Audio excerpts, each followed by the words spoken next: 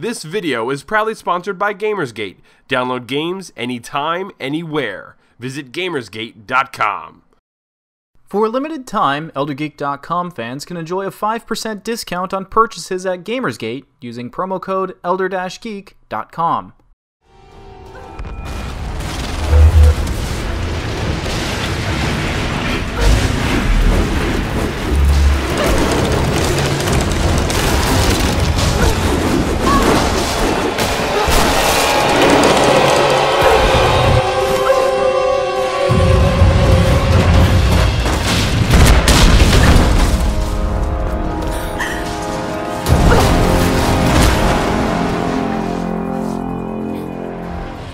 The Lara Croft Tomb Raider series has seen several types of reboots now, and her die-hard fans have stuck around because most of the core gameplay ideas remain throughout each iteration.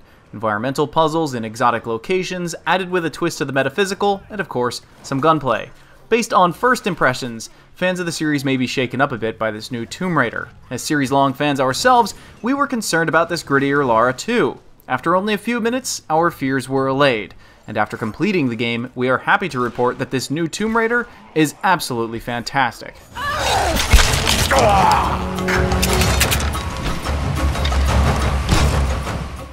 Within the first 5 minutes of Tomb Raider, nothing goes well for Lara Croft and her friends. Their ship takes on water, they get kidnapped, and Laura wakes up hanging upside down inside a cave of horrors. From there, she needs to escape, find her friends, and survive the ruthless religious cult that has taken them captive. Survival is the major theme of Tomb Raider. Lara has not yet become the acrobatic, self-assured, dual-pistol-wielding dealer of death and gadget guru that most of us know her as today. Lara Croft has always been semi-known for the many ways she can die in her games, and up until this point, most of her deaths were from missed jumps at dizzying heights.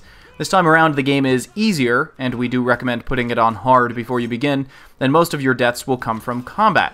Some of the environmental deaths Lara succumbs to made us gasp audibly. They are uncomfortable to watch, but don't feel gratuitous.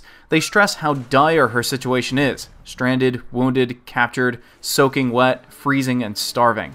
This is the coldest, wettest, and dirtiest a game has ever made us feel. Tomb Raider has always been a third-person adventure game, but with a heavier emphasis on gunplay and cover mechanics this time around, it's clear she's trying to steal the spotlight back from Nathan Drake. There's no honor among thieves, right? And steal it she does.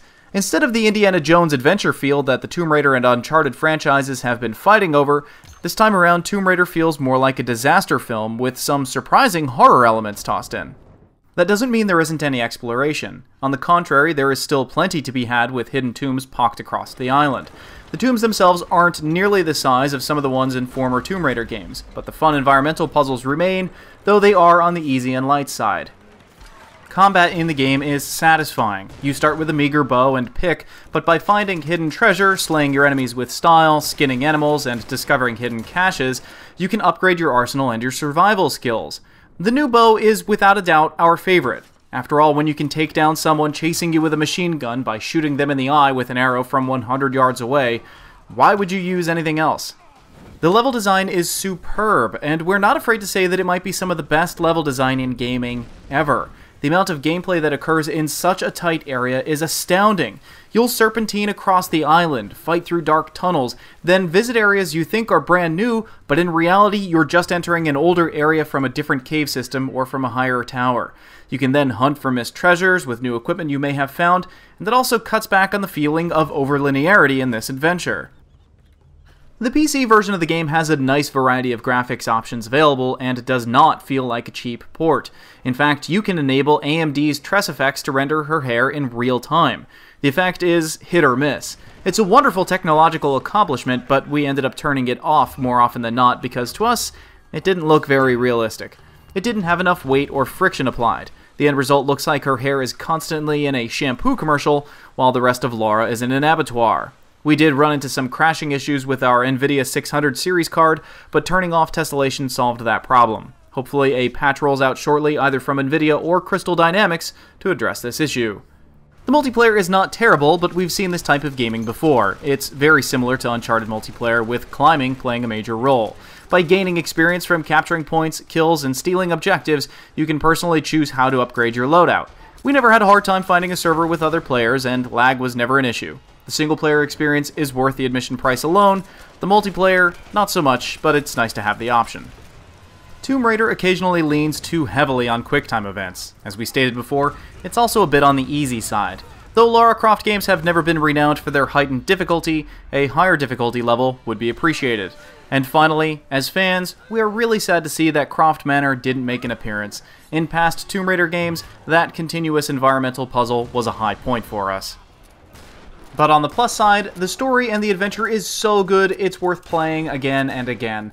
Hunting down the hidden treasures marked across the entire game world and finding the journals of friends and foes to fill in the exposition will scratch the itches of environmental puzzle junkies everywhere, aka Tomb Raider fans. Crystal Dynamics knocked it out of the park this time. By changing the tempo from an adventure to a disaster scenario, Lara is a more identifiable and sympathetic character. The problem is, you can only play the disaster card once, and here on out, Lara can no longer be seen as a weak protagonist struggling to survive as she is at the beginning of the game. Instead, she is now the skilled, daring deliverer of vengeance as she is at the end.